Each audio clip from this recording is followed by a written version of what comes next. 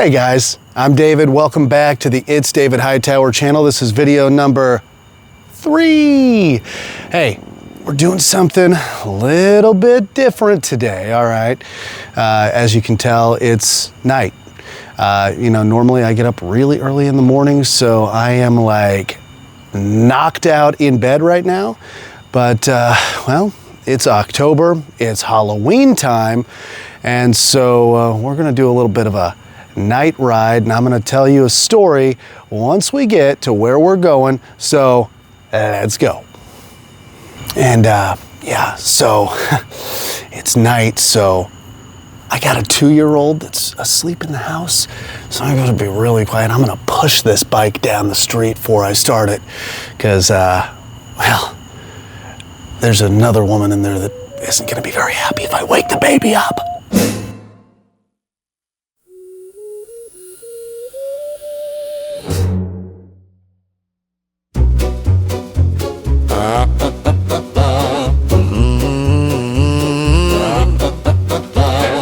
Are you gonna ride with me? It's David Hightower.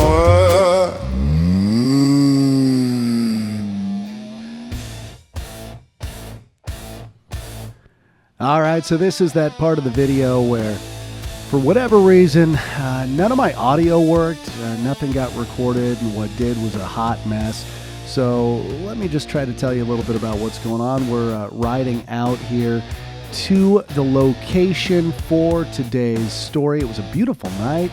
1st of October in Florida is always awesome. It's where the weather really starts to get a whole lot more tolerable, other than the sticky mess we had all summer. But it was just a beautiful night. A little weird for me because I'm not used to being out this late at night, but it was just an absolutely beautiful ride here through Pensacola to get to the location. Also, I'd like to take a little bit of time here and just say thank you for everybody who's watching the videos.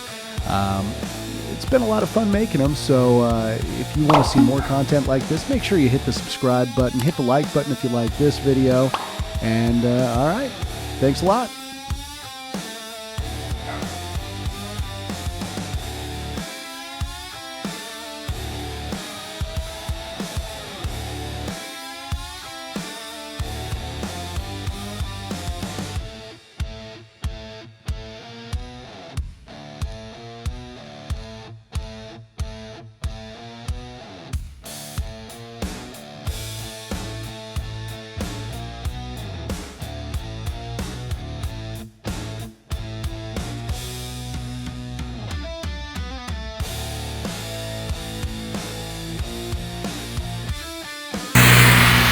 So look, this horrifying story all started in 1957 here at Robert's Cemetery. A young woman, 22 years old, had just died. She died giving birth, and her husband showed up to mourn her at her grave a day or two after she'd been buried. And I'll try to get video of this thing, but he found her grave disturbed. And the weird thing about it, though, is there's a giant concrete pad on her grave, and nobody knows quite how, but the ghoul was able to not only move this giant concrete slab to gain access to the grave, but then he got into the grave, and the woman's clothing was tampered with, was violated. Really, it was a horrifying thing. This is where it started, Robert's Cemetery, but this is not where the story ends.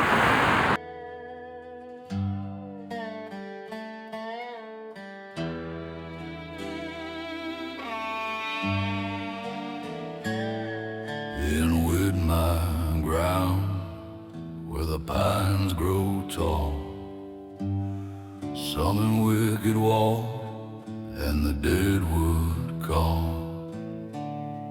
Graves disturbed by hidden hand, a shadow no law could ever command. The Whitmire ghoul never brought to life. So it was only a few days later when the ghoul struck again. This time, here at Whitmire Cemetery, not very far away from Robert's Cemetery where the first grave desecration happened. And here again, somebody comes to visit their loved one and they find a tomb forced open, her clothing pulled down, grave desecrated. God, imagine coming to visit somebody you love and finding that. Just awful. All right, well guys, here we are in Whitmire Cemetery at night. I feel a little bit weird being in a cemetery at night. And you know, when I was at Robert's Cemetery a few minutes ago, I kind of made sure to say something off camera that I think I'll say again here to everyone resting here peacefully in this cemetery. I hope you're all sleeping well, and I come with nothing but peace and love in my heart for all of you today. I'm just here to tell a story of a horrible thing that happened here in hopes that it never ever happens again, and that the victims are remembered as they rightfully should be. So let's get back to our story here on the Whitmire Ghoul, the Ghoul of Whitmire. So of course the first grave was desecrated at Robert's Cemetery, and then another grave a few days later here in the Whitmire Cemetery. Same story, you know, these concrete slabs moved, the tomb desecrated, and the poor victim's body, clothing tampered with and removed. So after that one, then another victim, a young child that died in a car accident, was the next victim, a young girl. They were all the victims were girls. So again, coffin smashed open, clothing tampered with and removed. It all kind of came to a head in March of that year, March of 1957, I believe it was, when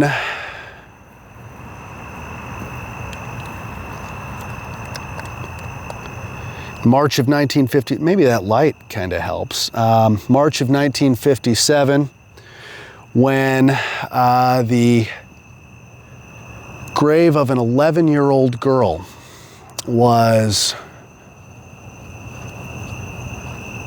the final victim of the Ghoul of Whitmire. And again, grave was opened, but this time it was a whole lot worse, because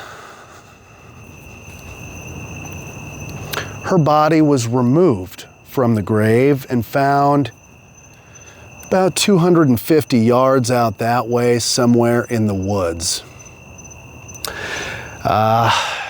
They brought in canines, they brought in mounted officers. I believe it was a mounted officer on a horse that ended up going back wherever she was, and they found her. Her body had just been absolutely desecrated and burned, and it's just horrible. An absolutely horrible story. So the word is that I've heard that they believe the ghoul was a necrophiliac.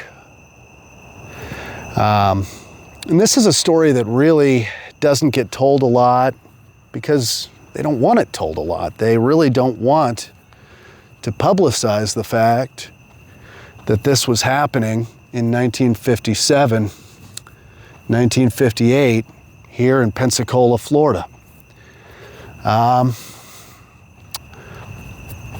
Nobody was ever brought to justice as being the Ghoul of Whitmire.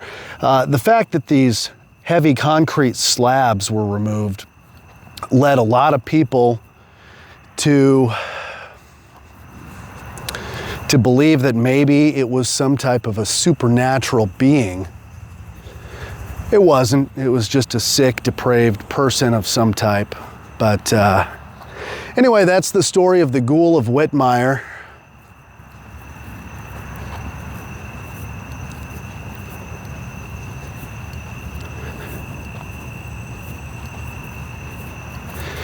Whitmire Cemetery at night, the first of our Halloween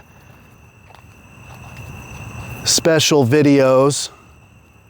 You know, I'm not really a paranormal hunter kind of person. Not at all. I'm not a paranormal investigator. I don't really like doing this stuff, and I really am uncomfortable being in a cemetery at night. But let's hop on the bike. We'll have some final thoughts on the ride home.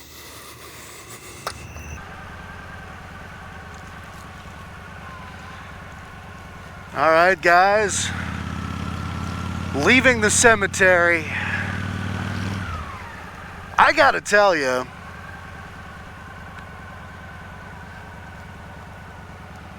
it is a little uncomfortable walking around the cemetery in the middle of the night. It's just never something that I've really done, and it is something that you know, I worry about, especially in a place like that. And by the way, the victims of the Whitmire Ghoul that were desecrated, and especially the young girl that was actually removed from her grave at Whitmire, they were put back into the cemetery there.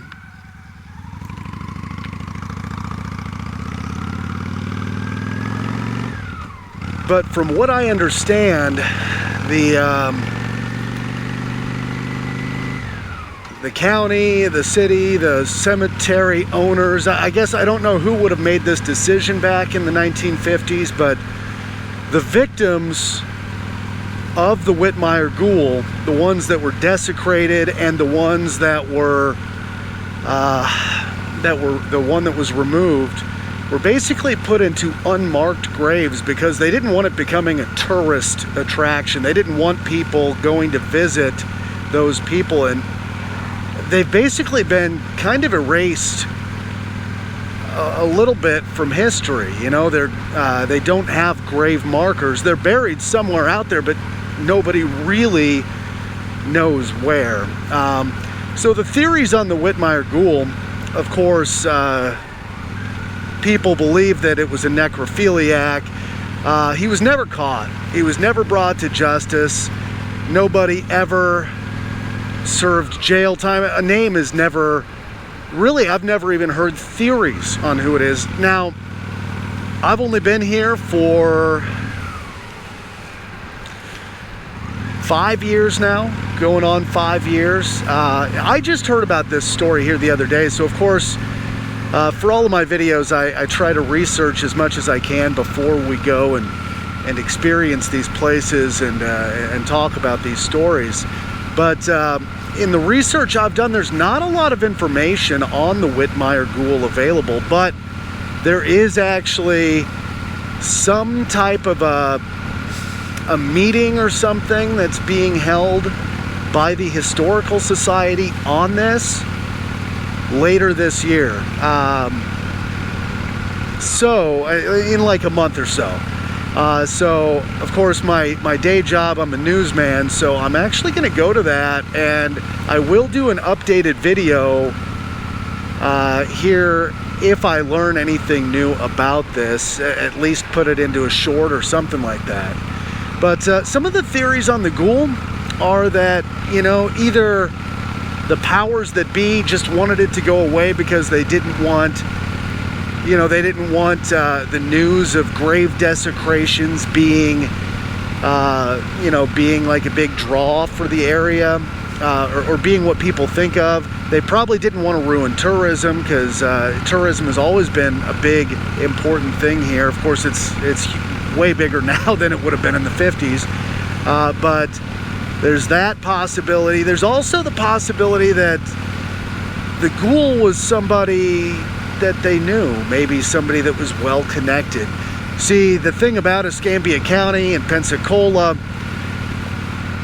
you could argue about right now, but definitely in the past, it was definitely a lot of the good old boys politics system. And if it was someone known to a power that be, they might have wanted to make everything go away to protect the person.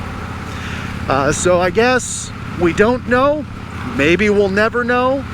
But to all the relatives of the victims, to the victims in their eternal rest, I just want to say I'm sorry that that happened to all of you.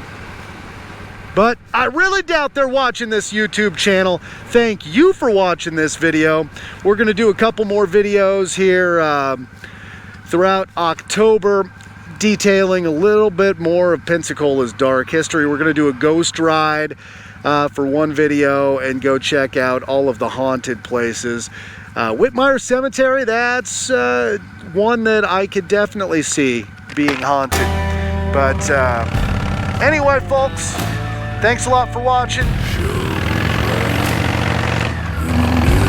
And we'll catch you next time. Coffin, the town in despair. Whispers spread through the southern breeze of a monster living among the trees.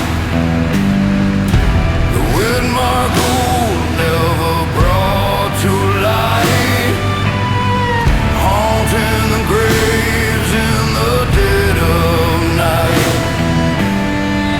A sickness proud where the women sleep,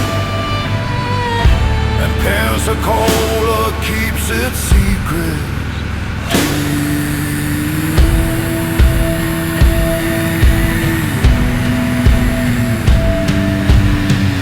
Was he man, or was he ghost? A name unknown, a shadow at most. No shackles closed, no justice found, only fear in that cursed ground. The Whitmire Ghoul never brought to light, haunting the graves in the dead of night. A sickness proud where the women sleep, and Pensacola keeps its secret.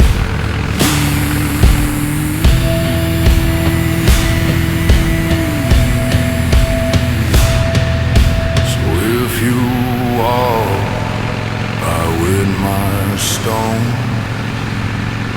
know the dead